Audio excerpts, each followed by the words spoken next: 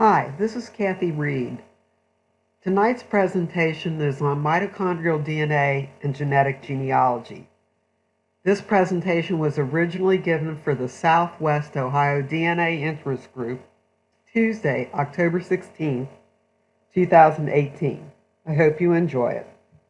I didn't know much about mitochondrial DNA, except I knew it had something to do with the mother's line. The other thing I did know but hadn't thought about much is every guy can take a mitochondrial DNA test because you had mothers. Okay, so that's one of the things that's interesting about it, but we're going to discuss why it can be great and what its limitations are. So what is it? Mitochondrial DNA are the small circular organelles found inside the mitochondria. I'll show you a picture in a minute. And they're not in the nucleus, like atDNA and yDNA is located in the nucleus of a cell. This is extranuclear outside, and they're thought of as being tiny energy factories, and almost all of our cells have between 100 and 1,000 of these little mitochondria, and they are what produces energy for our body and our muscles and everything else. So, for instance, I didn't do anything on mitochondrial disease, but my daughter, the genetic counselor, can tell you that at times people will get a genetic disease that's based on a mitochondrial problem, and it's usually somehow related to things that are related to muscles, because without the mitochondria, power doesn't get from your food to the cells. So the mitochondria are responsible for cell respiration and making the energy that the body uses to perform life's functions. And they're passed from the mother to offspring through the mother's egg. So here's what a cell looks like, sort of a cross-section of a cell. We can see in there the nucleus of the cell. We can also see these mitochondria, which happen to be circular and very much smaller than other things in the cell. And the mitochondria are one of many organelles that are located in the cell outside the nucleus. So how does it differ from autosomal DNA and yDNA? Well, we all know that if you take a test from any one of the three major DNA companies like AncestryDNA, 23andMe, FTDNA, well, FTDNA, you have options, but in all other cases, you are ordering an autosomal test, which is going to look at the 23 chromosomes you inherited from your mom and the 23 from your dad, or especially the 1 to 22. Not all of them look at the 23rd chromosome. Mitochondrial DNA is not located in the nucleus, so if you take an autosomal test, for the most part, you're not going to get that information, except there are two companies, and we'll discuss it a little bit later, that do try to assign you a haplogroup based on mitochondrial DNA. So look at how much smaller the mitochondria are. atDNA has 155 million base pairs approximately. And remember, the base pairs are the A, C, T, G, the chemicals that are connected together. yDNA is much smaller than xDNA. It has 59 million base pairs. But if you look at mitochondrial DNA, look how small it is. It's only 16,569 base pairs. And you have multiple mitochondria, like I said, in every cell, but it's much, much smaller. So when we order up an autosomal test, they're not testing all the base pairs. That's what you would get if you ordered a whole genome test, where we have like 3 billion base pairs that they look at. And those are coming down in price all the time. But I'm going to tell you the different kind of options you have for testing mitochondrial DNA as we go along. So the line consists entirely of women. What's really cool is everybody can take a mitochondrial DNA test because we all have mothers. Both men and women can take it, but it only reflects their direct maternal ancestry. So that's mother, grandmother, great-grandmother, and so forth. So I made up one of these little charts using a program I have, a charting companion, and you can see in my case here I am, but anyway, here I am, and you can see that all my mitochondrial DNA came from only these people. My mother, my grandmother, my great-grandmother, and so forth. Everybody else, they're all ancestors of mine, but they did not contribute any mitochondrial DNA to me. And if I had put my brother's name in the middle, it'd be the same people.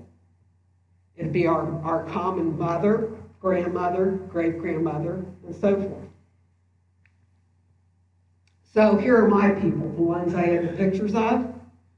Like I'm over here on the left, that's my mother, my grandmother, my great-grandmother. I do not have a picture of my great-great-grandmother. I have documents, but no picture. And I know that her mother was born in Bavaria in Germany in 1814. Now, I've never researched her over in Germany because she isn't easy. Women are never easy. And because I'm not sure what her maiden name is, but after learning about mitochondrial and having Jeff's additional sites, you can bet I'm going to go try to figure out who Katharina, they call her Catherine actually, over here, where she got her mitochondrial DNA, but I know it's German on that side. On my father's side, I know that it's English, because that's how the Y-DNA works. So I love one of these little charts here where we can try to figure out how the mitochondrial DNA was passed on. So we have mom at the top, and then looking in the left-hand group, mom, of course, passed it on to her daughter. Her daughter got married and passed it on to her son, but that's where it ends. Because the son, any mitochondrial DNA that would go to his offspring would come from his female partner, his wife. If we look at the second group, right away, we had a son who got married. That's where it ends. As I was talking to my daughter today, she has 3 sons. That's it. End of the line for that mitochondrial DNA that she passed on to them.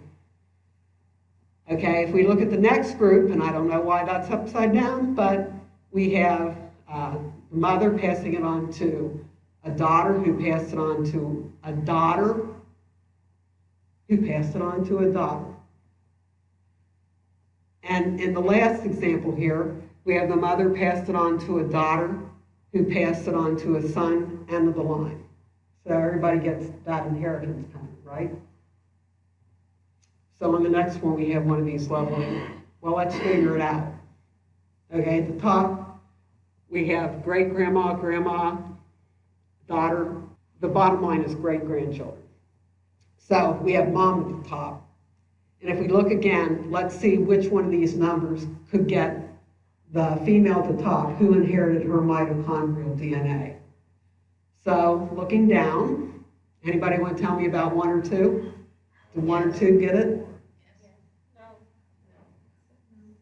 Okay. She had a son.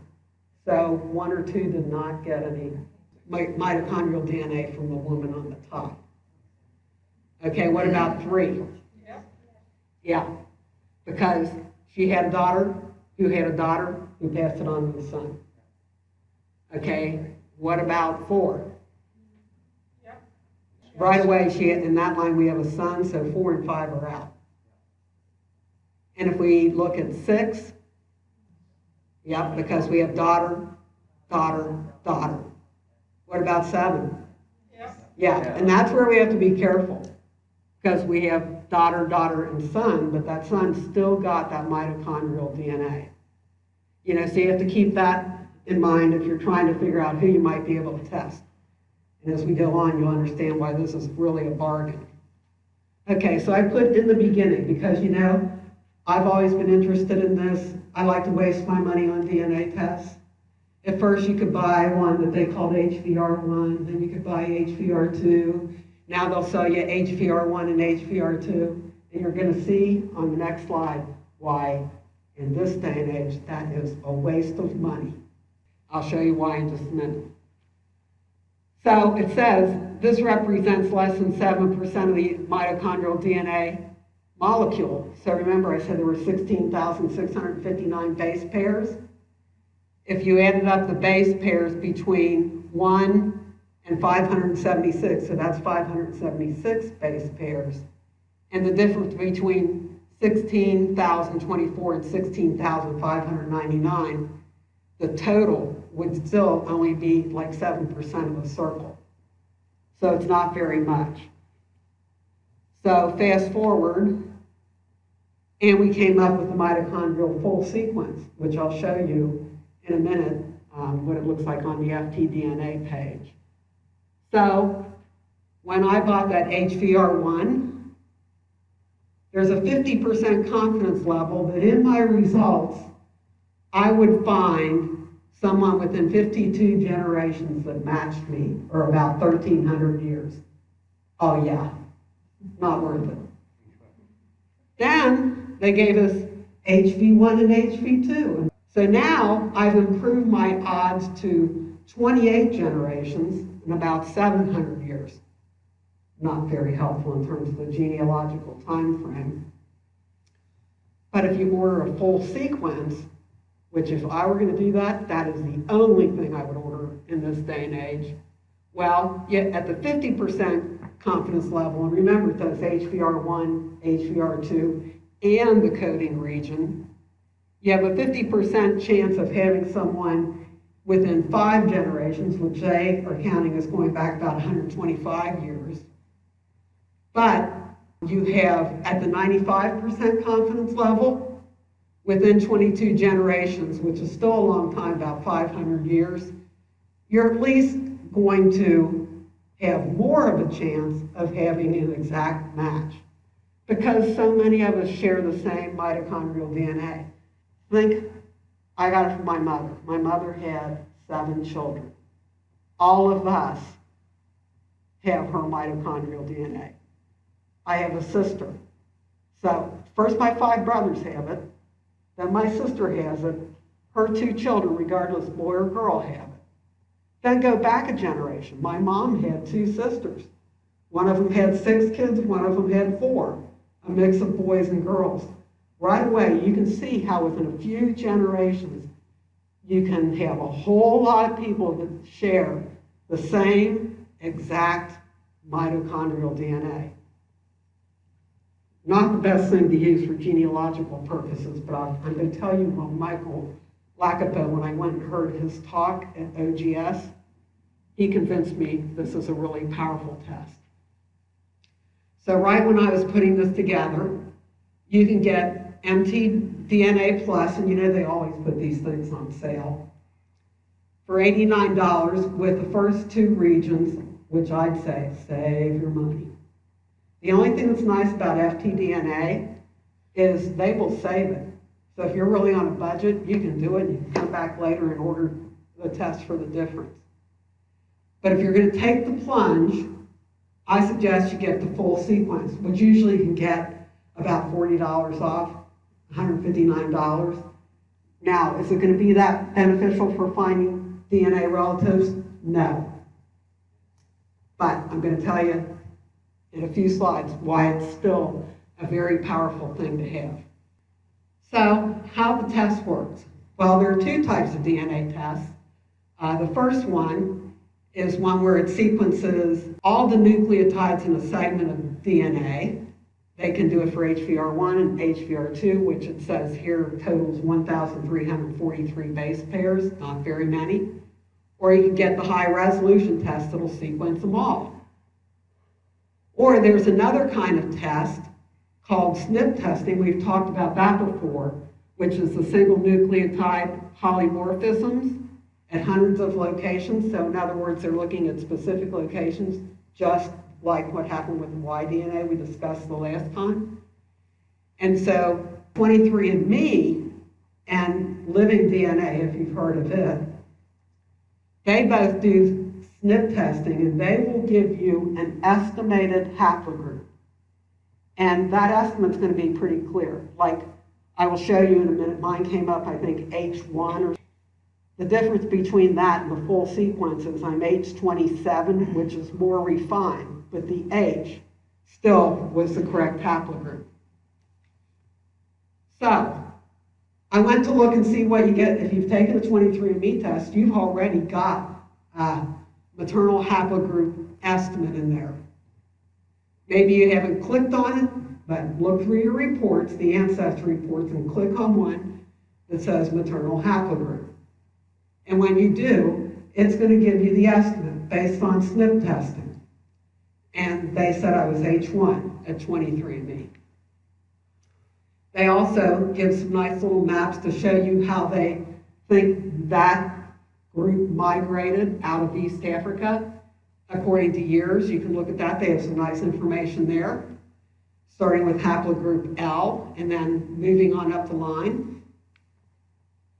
They also tell you 10,000 years ago, H1 sort of broke off, and they give you information about the origin of that and the migration for it.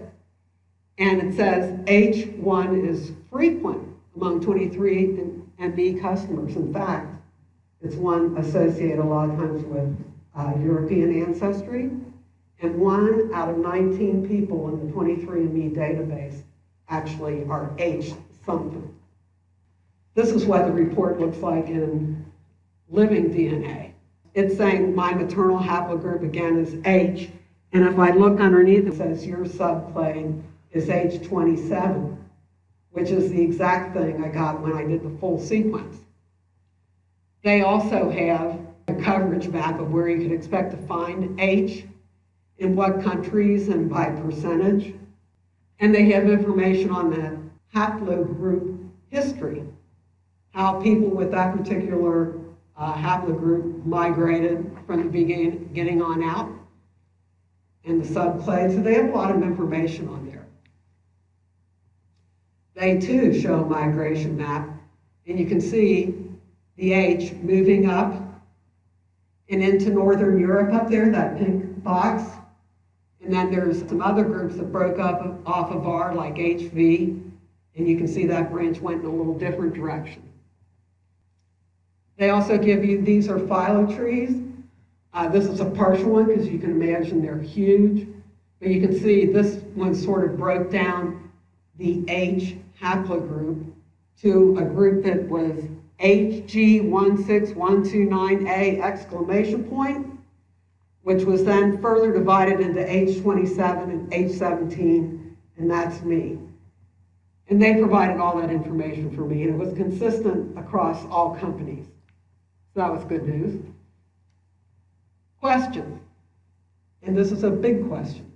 So if you can get a reliable haplogroup estimate from 23andMe and living DNA, why would you spend the additional money to purchase a full sequence mitochondrial DNA test from Phylotree DNA? For one thing, FTDNA, just in the last 2 weeks, remember I referred you to the end, some blog posts that Roberta Estes put up there. They just came up with their version of the FTDNA haplotree. I'm going to show you a little bit later. It used to be, when you got your HVR1 and 2 results, you could upload them to a site. When you had your YDNA results, you could upload them to a site. One was called YSearch, by the way, the other was mitoSearch. You all heard what the European Union did, where it became against the law to put a lot of things up in Europe. And the impact of that was, right away, they took those sites down completely. So if you've heard of mitoSearch, I had my things on mitoSearch, I had my things on YSearch. It doesn't exist anymore. So there was this void out there, like, what are we going to do now? Well, then Phylotree DNA, I want to kiss them for this, came up with a new tree. They say it includes 5,434 branches derived from more than 150,000 full sequence results from 180 plus different countries of origin.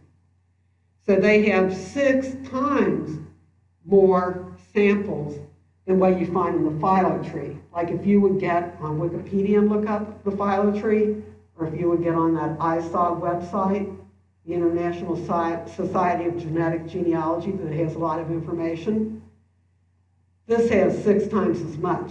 So this is now the authoritative thing. So now is a good time to do this. Not only that, Then on the Phylotree, they had people that had uploaded with just HVR1 and HVR2. This tree only includes people that did full sequence. So it's way better. I believe this came from Roberta Estes. I actually wrote to her, and once again, I can't believe how gracious people are in the genealogical community about letting me use their stuff. And she said yes. And she had put a chart in there, and it said what each one of the companies will provide. You can see the two of them have no mitochondrial testing at all. Then she says if it's chip-based, if it's based on a chip, it tells you what build they use.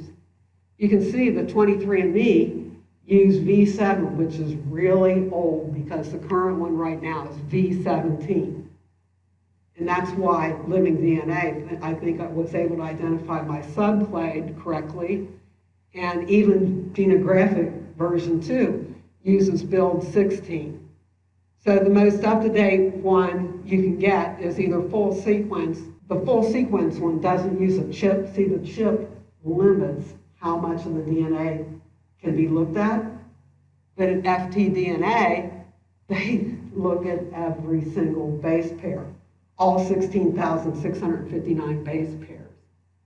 So the other ones don't have as extensive of a database. This again came from Roberta. She pointed out that there are multiple problems if you don't do the full sequence. And several of them I had not thought about. First of all, even if those vendors were to recalculate, you know, we've talked about how Ancestry DNA and 23andMe just gave us new population estimates. They recalculated their whole entire database to do that. The companies aren't going to go back and get an improved result on mitochondrial DNA because they never tested all the places anyway.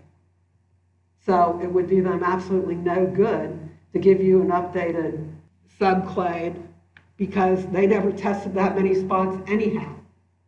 So to update your haplogroup when new locations need to be tested, the vendor would have to actually rerun your actual DNA test itself, not just update your results in the database. So that isn't going to happen. Without running the full mitochondrial sequence, the haplogroup can never be more current than the locations on the vendor's chip. And we all know, like I know that I took a 23andMe test. One was like on chip version 4, one on chip version 5. When they use a new chip, they change what things they're looking at, exactly what markers they're looking at. And you can never add on to that. No vendor runs a full sequence test on an autosomal chip. A full mitochondrial sequence test at FTDNA is required to do that. And furthermore, results matching cannot be performed without the type of test performed by Phylotree DNA because people carry mutations other than haplogroup defining mutations. Now, I have to admit, and I know that it's pretty technical, but you will be able to read about it if you're really interested in it or decide you want to take a test related to this. So, why would I take a mitochondrial DNA test? First of all, it can allow you to determine whether or not two people are related on the maternal line, and that is really big. I know I told you last time we talked about Y-DNA. This cousin that went out and bought 4 more tests to prove we were all related, and she was absolutely right. But we couldn't prove that we shared the same great-great-grandfather unless we had a Y-DNA test. That's the only way we can prove it. Same thing with mitochondrial DNA. If I'm arguing with you about whether or not we share a great-grandparent, I might have autosomal results that might indicate one way or the other, but the only way I can prove that we're related on the maternal line is if we've both taken a mitochondrial DNA test. So it will answer a question that the autosomal ones cannot. The results will allow you to estimate the length of time to your most recent common ancestor, again, estimate. And you can determine your maternal haplogroup defined by your individual SNP mutations. Now, just like with Y-DNA, these results can change as more and more branches are discovered over time. But it doesn't have to be rerun because it looked at every single spot on the mitochondrial DNA. So what are the differences? And notice we put mutations in parentheses because people think mutations are negative. They're not negative or positive. They're just different. Some mutations can be bad, some can be good, but you just can't say mutation bad. No. Your mutations or differences from the reference sequence make it possible to place you on the branch of the maternal tree. And these branches can be geographically and sometimes ethnically significant. So what are these sequences? We talked about this the last time with yDNA too. There's a reference sequence known as the Cambridge reference sequence. And believe it or not, Michael Lacapo told us this at FGS, and I couldn't believe it. And then I found it in Blaine's book, sure enough. In 1981, they took the mitochondrial DNA from a placenta and ran it. And that became the original reference population. So everybody was compared to that placenta back in the day. Then they revised it because they realized that as they did more and more research that there were errors in this particular reference population, including missing nucleotides. So it just wasn't complete enough. So they revised it, and that's one of the two reference populations we use now. Abbreviated, it's called RCRS, Cambridge Reference Sequence, revised, that's what the little small r stands for. And then after that, in 2012, some scientists said, you know, that one's good, but it's not ancient enough. We want to come up with a reference population that just doesn't apply to these Europeans over there. We want to go back and try to develop one that's more ancient. And so they developed one that they call the reconstructed sapiens reference, meaning just all human beings, reference sequence in an effort to come up with a single ancestral genome for all humans. So currently in use, there's those two reference populations. When FTDNA does a full sequence test, they compare your results to both reference populations, both the RCRS and capital R, SRS, sapiens reference population. And when a difference is noted, both the location and the abbreviated nucleotide are recorded. So this is what my FTDNA results look like. If you notice up here on the very top one, this is the one that compared it to the RCS values. And you can see that I have three differences where the reference population has a G at that location, 16129, an A at 16316, and a T at 16519. I instead have A, G, and C. So it's a little bit different there.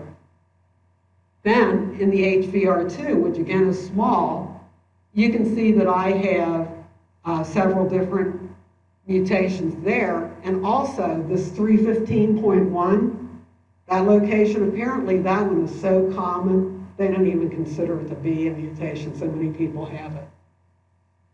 And then finally, looking at this last group, which is the coding region, remember I told you the first two only taken 7% of the molecule, the other 93%, these are my differences here. And it records them there. And this is where I keep thinking, you pay this money, you get these results, and you think, so what? You know, that's what happens with Y too. All right, so there's also a system that they use to explain what the mutations mean.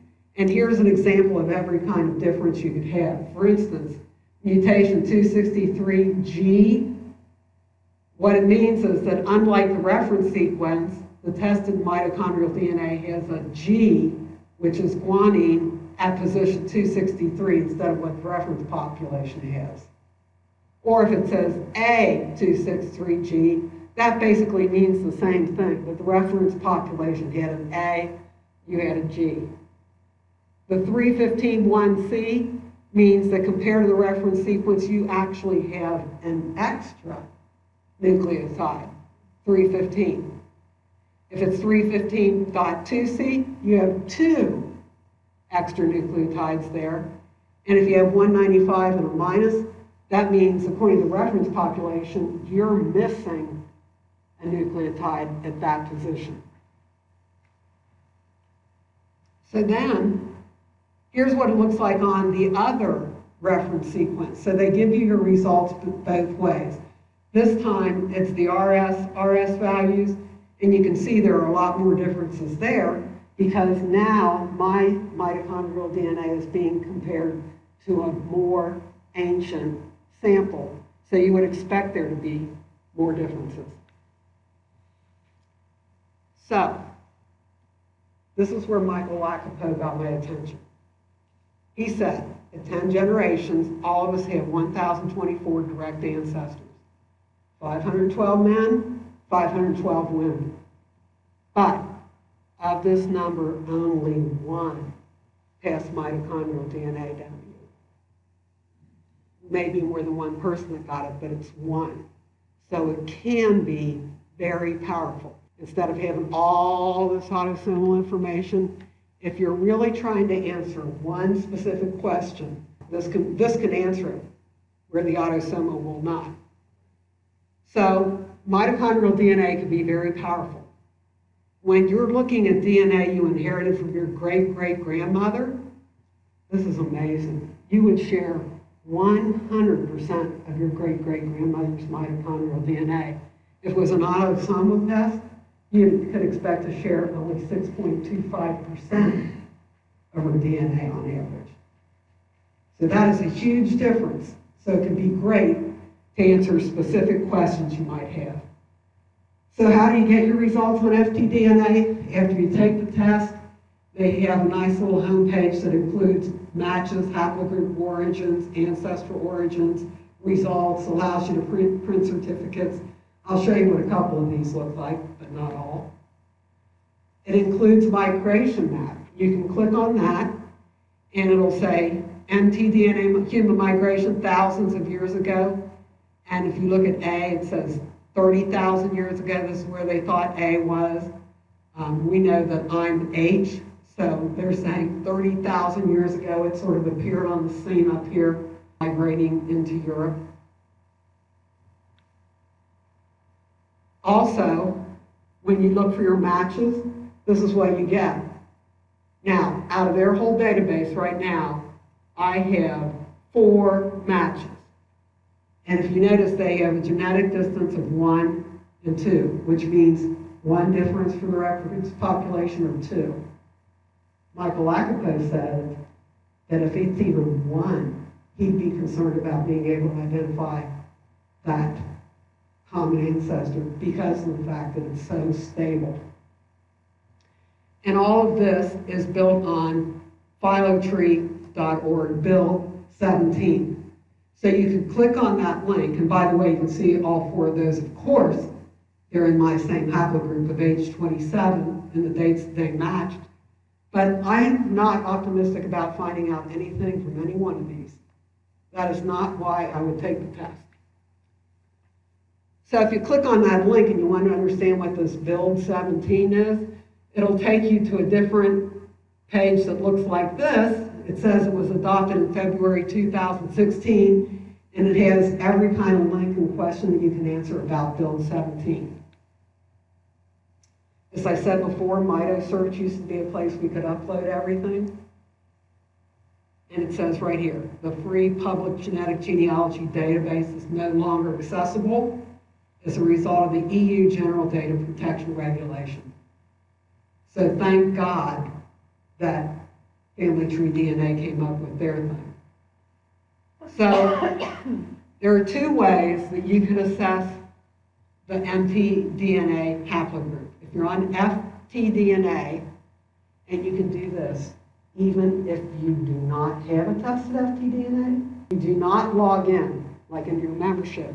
If you scroll all the way to the bottom of the page, it says over there, mtDNA haplogroup. If you notice above it, it says yDNA haplogroup.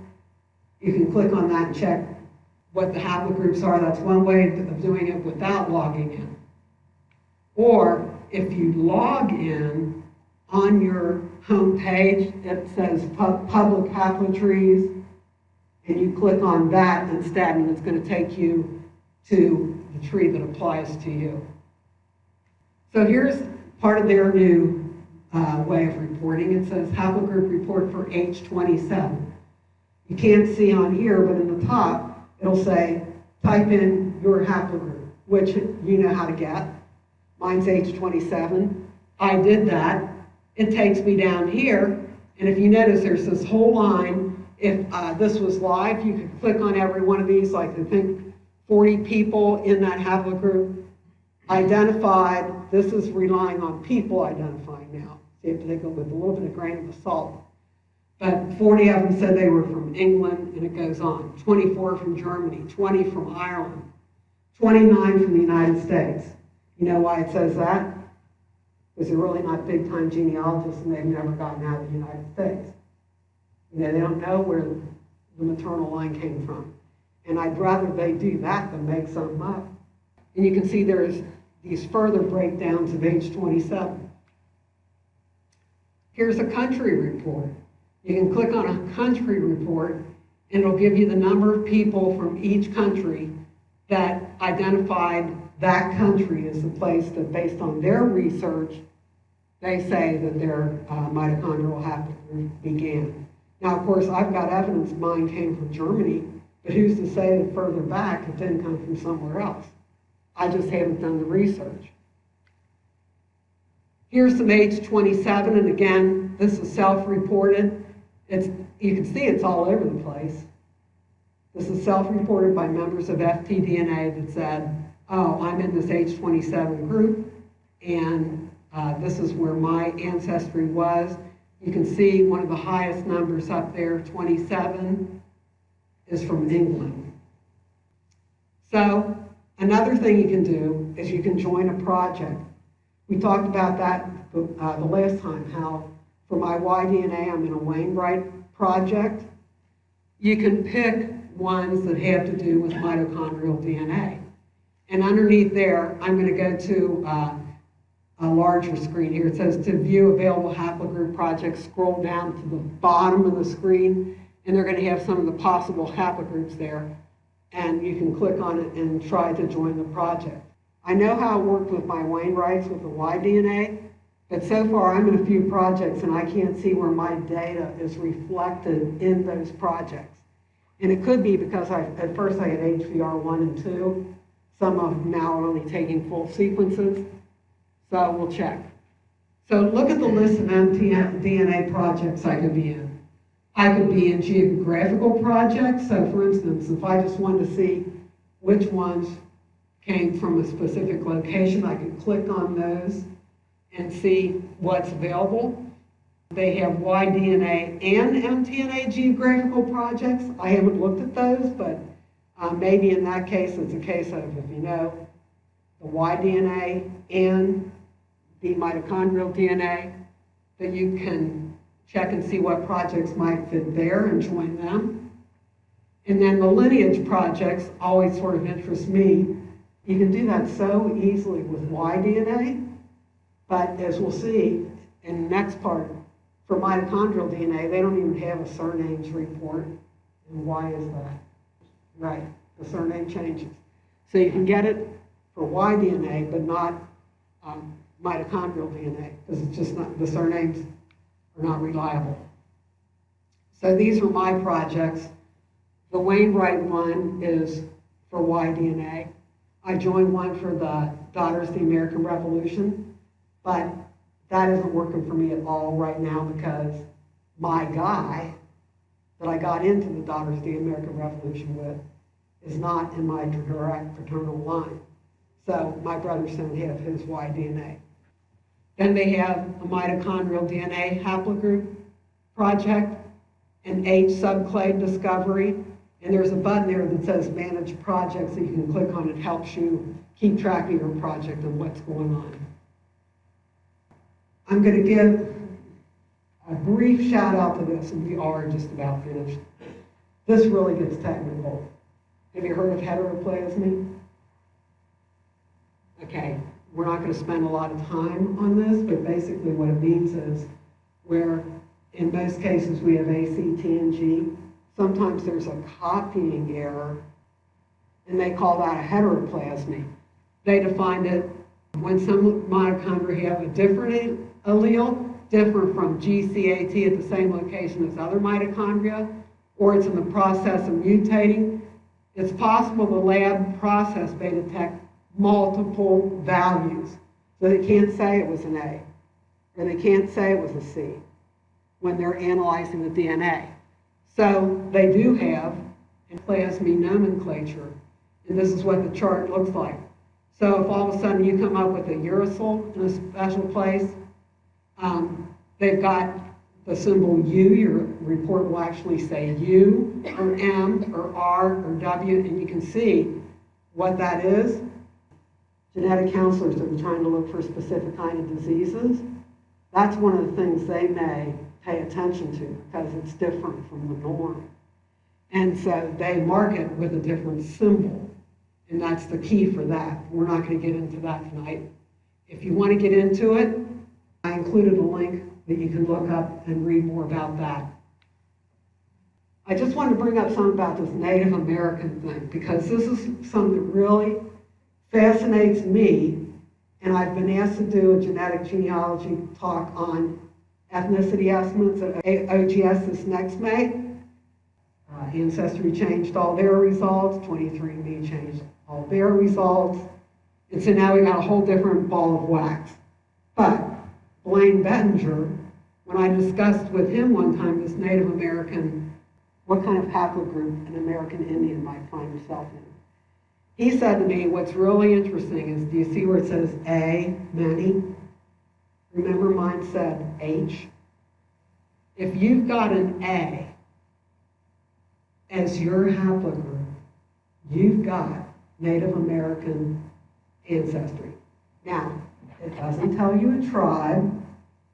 We don't have any tests that'll tell you a tribe. It's just that we know from research that as Asians came over, they suspect across the land bridge and populated North and South America, many of them had what we designate as the A haplogroup that spread all throughout both continents. So you can look at some of these other ones. Like I said, H is 40% of Europe. But if you have some of these other haplogroups, it may be indicative of the fact that you belong to one of these subgroups.